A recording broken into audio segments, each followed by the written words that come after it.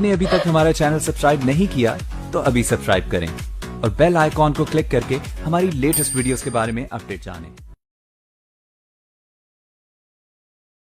اس وقت یہ ہے کہ اصل نماز یہی ہے، یہ سورہ فاتحہ۔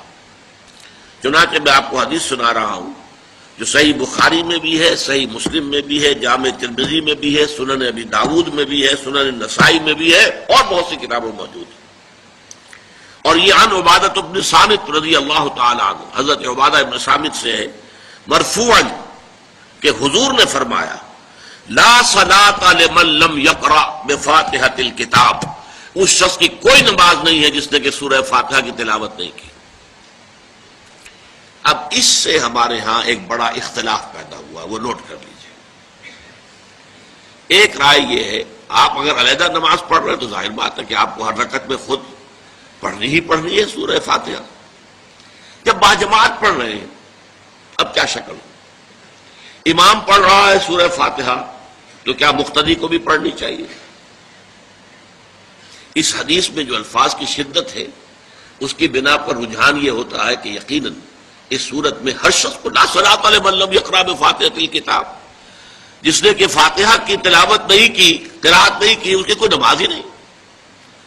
تو یہ موقف ہے امام شافعی کا، یہی مسلک ہے ہمارے اہل حدیث بھائیوں کا کہ آپ چاہے اکیلے نماز پڑھ رہے ہو، چاہے امام کے پیچھے پڑھ رہے ہو، اور چاہے امام جو ہے وہ جہری رکعت پڑھا رہا ہے اور چاہے سری رکعت پڑھا رہا ہے۔ خاموشی والی رکعت سورہ آپ کو معلوم ہے کہ نماز جو ظہر اور عصر کی ہے تو چاروں رکعتیں جو ہے وہ سری ہے، مغرب کے اندر آ کر دو جہری ہیں ایک سری ہے، عشاء میں آ کر دو جہری ہیں دو سری ہیں، سورہ اور نماز فجر کے اندر دونوں جو ہیں وہ جہری ہیں۔ تو چاہے جہری ہو چاہے سری ہو آپ کو بھی لازماً جو مقتدی ہے اسے بھی سورہ فاتحہ پڑھنی ہوگی۔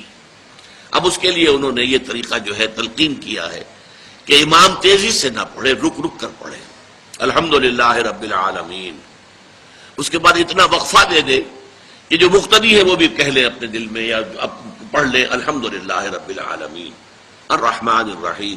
تو یہ رک رک کر پڑھنا، خاص طور پر اگر آپ کو موقع ہوا ہو کسی اہل حدیث امام کی امامت میں نماز ادا کرنے کا تو آپ دیکھیں گے کہ بڑا فرق ہے۔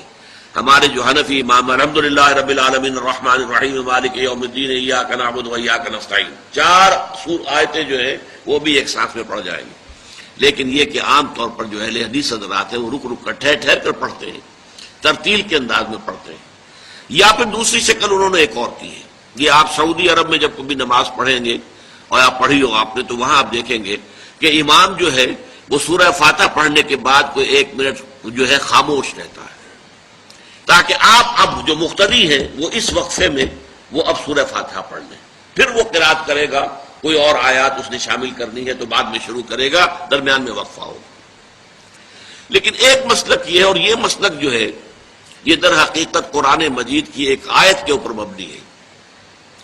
سورہ اعراف کے آخر میں فرمایا گیا وَإِذَا قُرِئَ الْقُرْآنُ فَاسْتَمِعُوا لَهُ وَأَنصِتُوا، جب قرآن پڑھا جا رہا ہو تو توجہ سے اسے سنو، خود خاموش رہو۔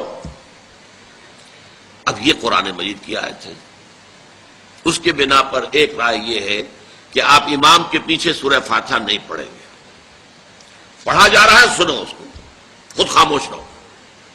اور اس کے لیے وہ دلیل دیتے ہیں کہ یہ شکل ایک وفد کی سی ہے، جیسے کسی بڑی شخصیت کے پاس اگر آپ کا کوئی وفد جاتا ہے، 8-10 افراد ہیں، ان میں اسپوکس مین ایک ہوتا ہے، وہ بات کرتا ہے، باقی سب لوگ موجود رہتے ہیں، سنتے ہیں۔ اسی طریقے سے امام جو ہے وہ گویا کہ آپ کا نمائندہ ہے اور وہ پڑھ رہا ہے الحمدللہ رب العالمین الرحمن الرحیم مالک یوم الدین، تو امام کی قرأت ہی آپ کی بھی قرأت ہو گئی۔ گویا کہ اس آیت سے، اس حدیث سے اختلاف نہیں ہے، اس کی تعبیر سے اختلاف ہے کہ امام کا قرأت کر لینا در حقیقت مقتدیوں کی طرف سے بھی قرأت ہے۔ اس میں جو حنفی مسلک ہے وہ بہت سخت ہے، اور وہ یہ ہے کہ چاہے سری نماز ہو اور چاہے جہری ہو، ہر کسی بھی حالت میں مقتدی جو ہے وہ سورہ فاتحہ نہیں پڑھے گا۔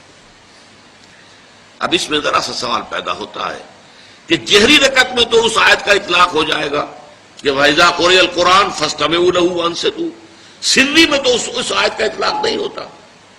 بہرحال یہ مسلک ہے امام شافعی کا، ایک انتہا پر ہے، ہر صورت میں سری ہو یا جہری ہو آپ کو پڑھنی ہی پڑھنی ہے. اور امام ابو حنیفہ دوسری انتہا پر ہے کہ چاہے سری ہو چاہے جہری ہو کسی شکل میں نہیں پڑھنا.